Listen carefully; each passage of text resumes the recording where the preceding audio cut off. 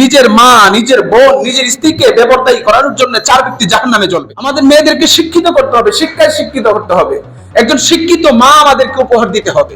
শুধু মা দিলেই চলবে না, মা তো অনেকই হতে পারে, কিন্তু শিক্ষিত মার বহু প্রয়োজন। আল্লাহ আলামিন বলেছেন, কু আনফুসাকুম ওয়া আহলিকুম নার।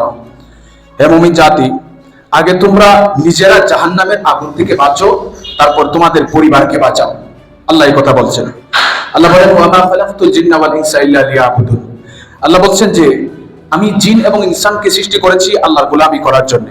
প্রত্যেকটা আমলের ক্ষেত্রে আমাদের ইলমের প্রয়োজন আছে, জানার প্রয়োজন আছে। কিভাবে? এরকম ইমাম বুখারী রাহমাতুল্লাহি আলাইহি বুখারীতে বাবত আনছেন যে আগে কি করো? আমলের আগে ইলম শিক্ষা করো। কবলাল আমল, আমলের পূর্বে ইলম শিক্ষা করা।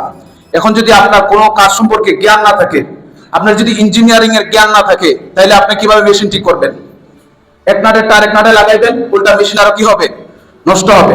আপনি নেগেটিভ পজিটিভ 2 তার একসাথে লাগাই দিবেন, তখন সেটাতে আগুন জ্বলবে, ভালো জ্বলবে না, কারণ এটার জ্ঞান আপনার কি নাই। ঠিক সেই রকম ভাবে ইমাম বুখারী রাহমাতুল্লাহি আলাইহি বুখারীতে বাব টানছেন যে তোমার আগে আমলের পূর্বে কি করা? ওই আমলের জ্ঞান অর্জন করা। আপনি নামাজ কিভাবে পড়বেন, রোজা কিভাবে পড়বেন, সেই জ্ঞান যদি আপনার না থাকে, আপনি নামাজ কিভাবে পড়তে পারবেন? পারবেন না, আল্লাহর কাছে কবুল হবে না। এই জন্য দোস্ত, আপনি আমাদের প্রত্যেকটা জিনিসের জ্ঞান প্রয়োজন। এই জন্য আল্লাহ রাসূল সাল্লাল্লাহু আলাইহি ওয়াসাল্লাম বলেছেন, তালাবুল ইলমি ফারিদাতুন আলা কুল্লি মুসলিম। প্রত্যেক নরনারীর জন্য ইলমে দ্বীন শিক্ষা করা ফরজ। প্রত্যেক নরনারীর জন্য, ছেলে মেয়ে উভয়ের জন্য ইলমে দ্বীন শিক্ষা করা ফরজ। এখন শুধু আমি শিখলাম তা হবে না, আল্লাহর কাছে আমাদের প্রত্যেককে কুল্লুকুম রাঈন ওয়া কুল্লুকুম মাসউলুন আন রাইয়াতিহি, প্রত্যেককেই তার প্রত্যেক দায়িত্বের জবাবদিহিতা আল্লাহর কাছে করতে হবে। ঠিক বাবা তার মেয়ের সম্পর্কে জবাবদিহিতা করতে হবে। 4 ব্যক্তিকে আল্লাহ জাহান্নামের আগুনে জ্বালাবেন। তোর মধ্যে মেয়ের বেপরদায়ী রাখার কারণে নিজের মা, নিজের বোন, নিজের স্ত্রীকে বেপরদায়ী করার জন্য 4 ব্যক্তি জাহান্নামে জ্বলবে। 1 নম্বর হলো তার বাবা, কারণ সে তাকে সময়ে পর্দা শিক্ষা দিতে পারে না, এই জন্য বাবা জাহান্নামের আগুনে জ্বলবে।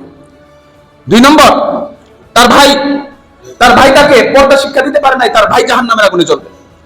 3 নম্বর হলো তার স্বামী, তার স্বামী তাকে জাহান্নাম থেকে বাঁচাইতে পারে নাই, পর্দা বেপরদায়ী রাখছে, এই জন্য তার স্বামীকে জাহান্নামের আগুনে জ্বলতে হবে। 4 নম্বর হলো তার সন্তান, তার সন্তান তাকে পর্দার ভিতরে রাখতে পারে নাই, আবদ্ধ রাখতে পারে নাই, এই জন্য 4 নম্বরে তার ছেলে কি জাহান্নামের আগুনে জ্বলবে। এই জন্য আল্লাহ বলছে, কু আনফুসাকুম ওয়া আহলিকুম নার। আগে নিজে জাহান্নামের আগুনকে বাঁচো, তারপর তোমার পরিবারকে বাঁচাও। তাহলে কিভাবে বাঁচাইতে হবে? আলহামদুলিল্লাহ, বাংলাদেশের প্রত্যন্ত অঞ্চল পর্যন্ত আমাদের মহিলা মাদ্রাসাগুলা সমৃদ্ধি হচ্ছে, প্রসারিত হচ্ছে, বেফাকের নেগরানিতে প্রসারিত হচ্ছে। ঠিক আমাদের সারা বাংলাদেশে, আমাদের হবিগঞ্জের গর্ব বানিয়াচঙ্গের এক মাদ্রাসার এক মেয়ে সারা বাংলাদেশে আল হায়াতুল উলিয়া 1 নম্বর হয়েছে। বাংলাদেশের জাতীয় বোর্ডের অধীনে 1 নম্বর হয়েছে সারা বাংলাদেশের মধ্যে আল হায়াত বোর্ডে। এটা কাদের অর্জন? এটা আমাদের অর্জন। আমাদের মেয়েদেরকে শিক্ষিত করতে হবে, শিক্ষায় শিক্ষিত করতে হবে। একজন শিক্ষিত মা আমাদেরকে উপহার দিতে হবে। শুধু মা দিলেই চলবে না, মা তো অনেকই হতে পারে, কিন্তু শিক্ষিত মার বড় প্রয়োজন। শিক্ষিত মায়ের কি প্রয়োজন? বড় প্রয়োজন। আল্লাহ রাসূল সাল্লাল্লাহু আলাইহি ওয়াসাল্লাম বলেন যে তোমরা কি করো? ইলমে দ্বীন শিক্ষা করো, ইলমে দ্বীন শিক্ষা করো, ইলমে দ্বীন শিক্ষা করো। আবার বলেছে নিজের সন্তানদেরকে কোরআন শিক্ষা দাও, কারণ এটা সবচেয়ে দামি শিক্ষা।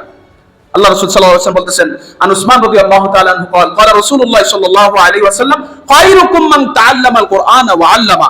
যিনি কোরআন শিখান, শিক্ষা দেন, তারা দুনিয়ার সব কিছু থেকে সর্বোত্তম। সুবহানাল্লাহ। তারা যখন ইলমে দ্বীন শিক্ষার জন্য বের হয়, তাদের জন্য আল্লাহ রাব্বুল আলামিনের ফেরেশতা রহমতের দোয়া করতে থাকে, মাগফিরাতের দোয়া করতে থাকে। তারা যখন ইলমে দ্বীন শিক্ষার জন্য বের হয়, আল্লাহ রাব্বুল আলামিন ফেরেশতাদেরকে তাদের পায়ের নিচে নূরের প্রহরের মতো বিছায় দেয়। সুবহানাল্লাহ। তাদের ডানা নূরের প্রহরের মতো কি করে দেয়? বিছায় দেয়। তারা যখন ইলম শিক্ষার জন্য বের হয়, তখন তাদের জন্য গর্তের পোকামাকড় থেকে ধরে, পিপিলিকা থেকে, সমুদ্রের মাছ থেকে ধরে, পক্ষীকুল থেকে ধরে সবকিছু তাদের জন্য রহমত আর মাগফিরাতের দোয়া করতে থাকে, শুধু যারা ইলমে দ্বীন শিক্ষার জন্য বের হয়।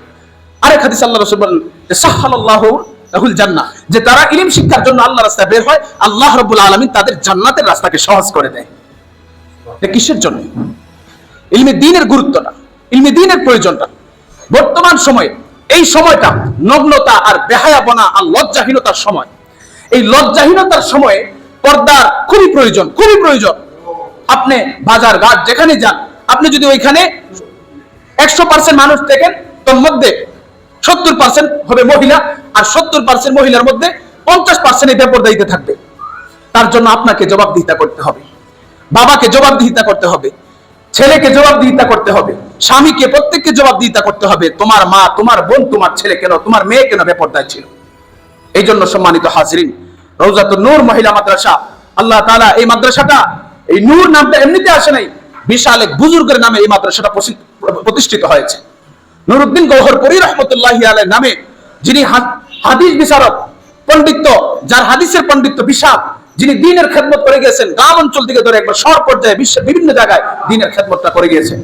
ওই নুরউদ্দিন গওহরপুরী রাহমাতুল্লাহি আলাইহির নামে এই হলো রওজাতুন নূর, অর্থাৎ নূরের বাগান। আল্লাহ রাব্বুল আলামিন এই মাদ্রাসাকে কিয়ামত পর্যন্ত কবুল করুক এবং এই এলাকায় পর্দা অধ্যুষিত এলাকা আল্লাহ করে দেখ। সবাই বলেন আমিন। মা বোনদেরকে দ্বীনি ইলমের শিক্ষা দেওয়ার তৌফিক দান করুক। ওয়া আখিরু দাওয়ানা আনিল হামদুলিল্লাহি রাব্বিল আলামিন।